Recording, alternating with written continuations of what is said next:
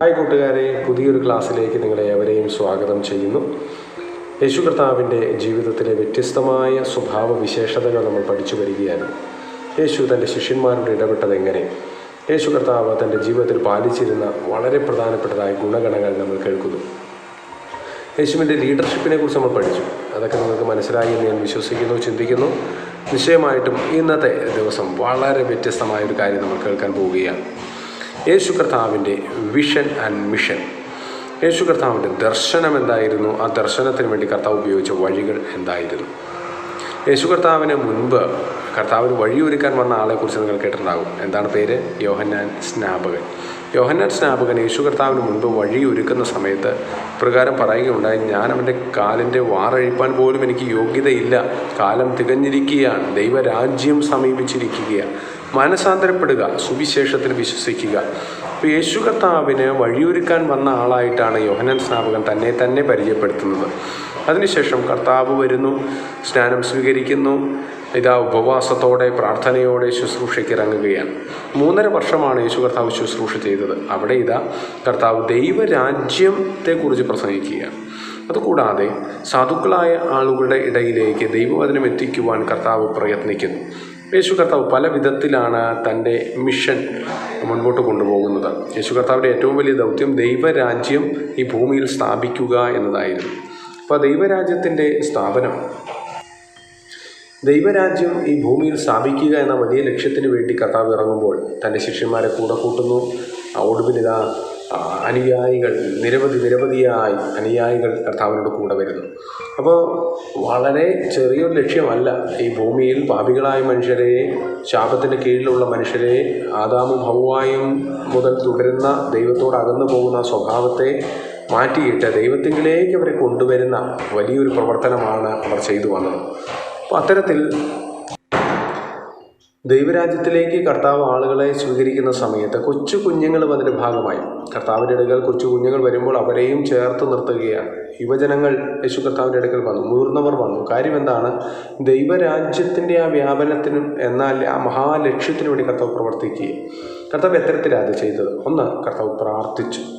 കൂടുതൽ സമയം കർത്താവ് പ്രാർത്ഥനയ്ക്ക് വേണ്ടി സമയം മാറ്റിവെച്ചു. നിങ്ങളുടെ ജീവിതത്തിൽ ഒരു മിഷൻ ഉണ്ടെങ്കിൽ, ഒരു വിഷൻ ഉണ്ടെങ്കിൽ നമ്മൾ എന്ത് ചെയ്യണം? പ്രാർത്ഥനയ്ക്ക് വേണ്ടി സമയം മാറ്റിവെക്കണം. നിങ്ങൾക്ക് ഡോക്ടറാകാൻ, എഞ്ചിനീയറാകാൻ, മറ്റുള്ളവരെ സഹായിക്കുന്ന ഒരു വ്യക്തിയാകാൻ, ടീച്ചറാകാൻ, ദേവദാസനാകാൻ, വിവിധമായ മാർഗങ്ങൾ, ലക്ഷ്യങ്ങൾ നിങ്ങളുടെ മുൻപിലുണ്ടാകാം. ആ ലക്ഷ്യങ്ങൾക്ക് വേണ്ടി നിങ്ങൾ എന്ത് ചെയ്യണം? പ്രയത്നിക്കാൻ, പ്രാർത്ഥിക്കാൻ തയ്യാറാകും. 2, കർത്താവ് ശിഷ്യന്മാരെ കണ്ടെത്തി അവരോട് കൂടെ യാത്രകൾ ചെയ്തു, വ്യക്തികളോട് ഇടപെടാൻ തുടങ്ങി.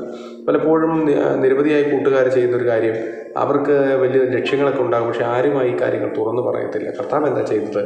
പരസ്യമായി പ്രസംഗിക്കുകയാണ്, തൻ്റെ ശിഷ്യന്മാരോട് വിഷൻ പങ്കുവയ്ക്കുകയാണ്. മറ്റൊരു പ്രധാനപ്പെട്ട കാര്യം, ലക്ഷ്യത്തിൽ നിന്ന് കർത്താവ് മാറിപ്പോയില്ല. പിശാച് പലവട്ടം പരീക്ഷണങ്ങളുമായി വന്നു, ശിഷ്യന്മാരിലൂടെ ഇടപെട്ടു. ജനങ്ങൾ പലപ്പോഴും എതിരായി, അനേകർ കളിയാക്കി, അനേകർ പരിഹസിച്ചു, അനേകർ കർത്താവിൻ്റെ ക്രൂശ് മരണത്തിലേക്ക് വരെ കർത്താവിനെ നയിച്ചു. പക്ഷേ അതിനൊന്നും കർത്താവിനെ പിന്നോട്ട് തള്ളുവാൻ സാധിച്ചില്ല. കാരണം നിങ്ങൾക്കൊരു ലക്ഷ്യമുണ്ടെങ്കിൽ അതിനുവേണ്ടി ഉറച്ചു നിൽക്കുക. നിങ്ങൾക്കൊരു ലക്ഷ്യമുണ്ടെങ്കിൽ ആ ലക്ഷ്യത്തിന് വേണ്ടി നിങ്ങൾ സദാ പ്രയത്നിക്കുക, പ്രാർത്ഥിക്കുക. തടസ്സങ്ങൾ വരാം, പ്രശ്നങ്ങൾ വരാം, പക്ഷേ ആ തടസ്സങ്ങളെ ഭേദിച്ച് മുന്നോട്ട് പോകാൻ നിങ്ങൾക്ക് സാധിക്കണം. അപ്പോൾ ഏറ്റവും പ്രധാനപ്പെട്ടൊരു കാര്യമാണത്. യേശു കർത്താവിൻ്റെ ലക്ഷ്യം, വിഷൻ, സ്വർഗരാജ്യം ഈ ഭൂമിയിൽ സ്ഥാപിക്കുക, ജനങ്ങളെ പാപത്തിൽ നിന്ന് വിടുവിക്കുക. കർത്താവ് അതിന് കണ്ടെത്തിയ മാർഗം എന്താണ്? ലോകം മുഴുവൻ പാപത്തിലായിരിക്കുമ്പോൾ അതിനൊരു ശാശ്വത പരിഹാരം വരുത്തുവാൻ വേണ്ടി കർത്താവ് ക്രൂശ് മരണം ഏറ്റെടുക്കുകയാണ്. ആ ക്രൂശ് മരണത്തിലൂടെയാണ് പാപത്തിൽ നിന്ന്, ശാപത്തിൽ നിന്ന് കർത്താവ് ജനങ്ങളെ തന്നിൽ വിശ്വസിക്കുന്നവരെ ദൈവമക്കളെന്ന പദവിയിലേക്ക് കൊണ്ടുവരുന്നത്. അപ്പോൾ സകലതും നഷ്ടപ്പെട്ട ജനങ്ങളോട് കർത്താവ് ഇപ്രകാരം ഓർപ്പിച്ചു, നിങ്ങൾ അധ്വാനിക്കുന്നവർ, ഭാരം ചുമക്കുന്നവർ എൻ്റെ അടുക്കിലേക്ക് വരിക, ഞാൻ നിങ്ങൾക്ക് ആശ്വാസം നൽകും. എന്തൊരു വലിയ ലീഡർഷിപ്പാണതല്ലേ! എത്ര വലിയ കാര്യമാണ് കർത്താവ് ചെയ്തത്. കൂട്ടുകാരെ, നിങ്ങൾക്കൊരു വലിയ മിഷൻ ഉണ്ടാകാം, വലിയൊരു വിഷൻ ഉണ്ടാകാം. അതിനുവേണ്ടി നിങ്ങൾ പ്രാർത്ഥിക്കുക, പ്രയത്നിക്കുക. പ്രത്യേകിച്ച് കർത്താവിൻ്റെ ടൈം ടേബിൾ തന്നെ ഒന്ന് ഓർത്ത് നോക്കി. രാവിലെ പ്രാർത്ഥിക്കുന്നു, വൈകുന്നേരം പ്രാർത്ഥിക്കുന്നു, ബാക്കിയുള്ള സമയം മുഴുവൻ തൻ്റെ വേലയിൽ വ്യാപൃതനാകും. നിങ്ങൾക്കൊരു ലക്ഷ്യമുണ്ടെങ്കിൽ ആ ലക്ഷ്യത്തിന് വേണ്ടി നിങ്ങളൊരു ടൈം ടേബിൾ തയ്യാറാക്കുക, ഒരു ടാസ്ക് തയ്യാറാക്കുക, ഒരു ഷെഡ്യൂൾ തയ്യാറാക്കുക.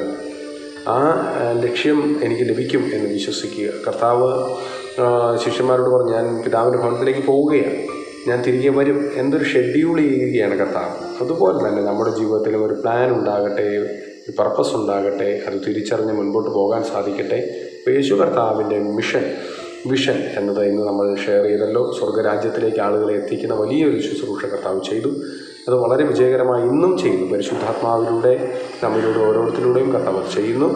ആ ഒരു യാത്രയിൽ നമുക്കും ഒരുമിച്ച് ദൈവരാജ്യത്തിൻ്റെ ഭാഗമാകാം. ദൈവം നിങ്ങളെ ഓരോരുത്തരെയും അനുഗ്രഹിക്കട്ടെ. God bless you.